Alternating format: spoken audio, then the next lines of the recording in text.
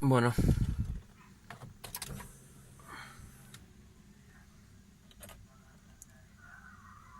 ruido en el motor.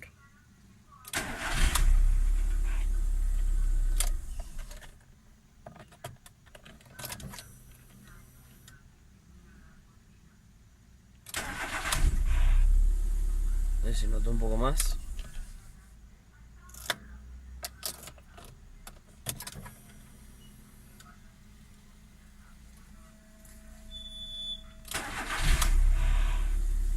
A ver si termina de notar.